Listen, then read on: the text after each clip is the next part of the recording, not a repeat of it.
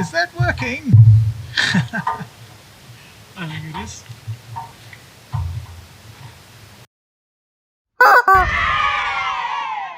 I'm testing a few things today. We're going up to Paradise Dam. The first test is this, my camping gear. That is holding everything minus a camping stove, which would probably just add a little bit extra to the top. It's got everything on it. I've already had to reset it once. I went an odd way through Biggenden, which included off-road, and it was off-road. And the potholes were so great that the whole patch came off. It was quite iffy. So that's the first thing. I'm testing the GoPro mount on the open face, and of course the microphone as well.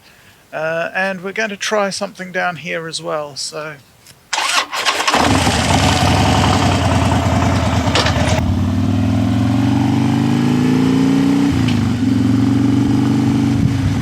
Doing 60, I don't think it's too bad from a microphone point of view, I'm not sure. But it gets a bit iffy further up. Okay, this is Future Chicken.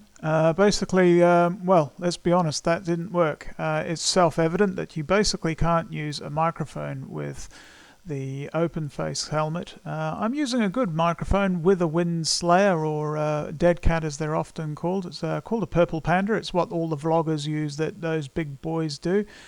It just basically does not seem to work with the way that I ride. Now that's not unexpected. I'm doing about 80 kilometers at the moment, 80 kilometers an hour that is.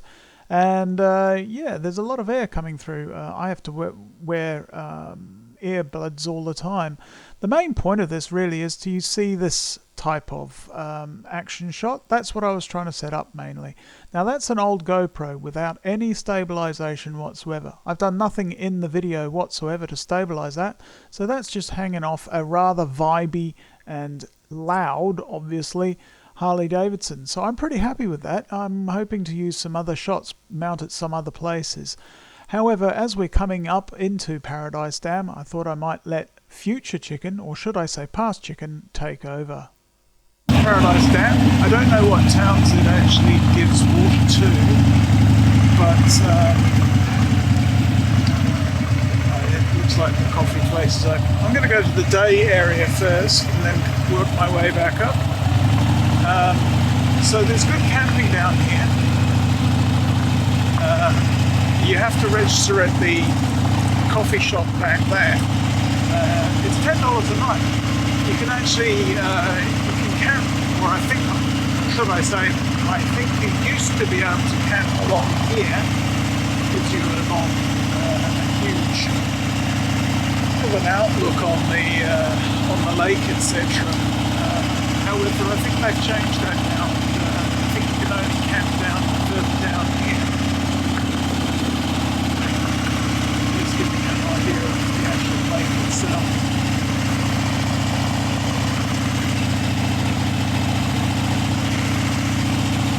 So yeah, $10 a night, which I think is brilliant.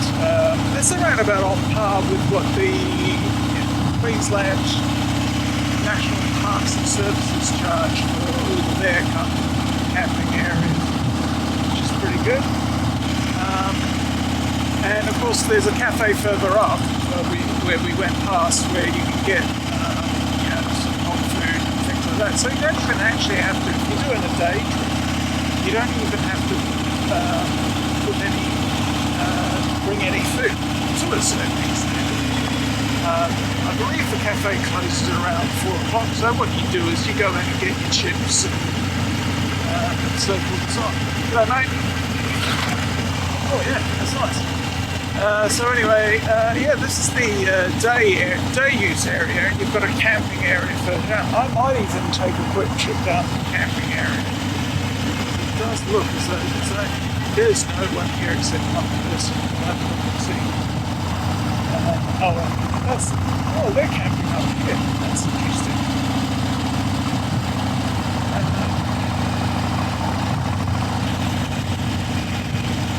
So this is the day use area,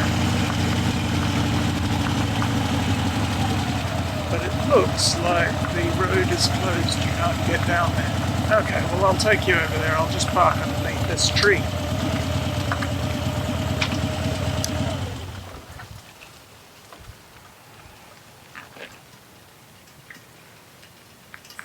Right, well, I'm always forgetting to take the ignition off.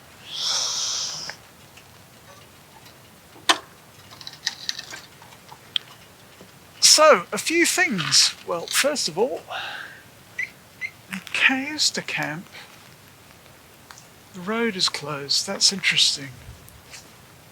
So how would you get down to this area down here if that road is closed? I might have to ask at the place. But yeah, what happens is most people camp along this little grass area. You can see the tarmac goes all the way down to the end there. And so you've got like a nice little area here. Now, that might very well change as they're going to be raising the dam up here. You can sort of see where the water used to be. They dropped it because of the people who look after, not town planning, but they did a little bit of research and thought that the dam couldn't take the amount that had been built up. So they lowered it for $100 million worth. And then it turns out, well, actually it could have. So they're now raising it back up. Now, if you draw a line from where the water was, all of this area here would be underwater. So I suspect that will become the new norm.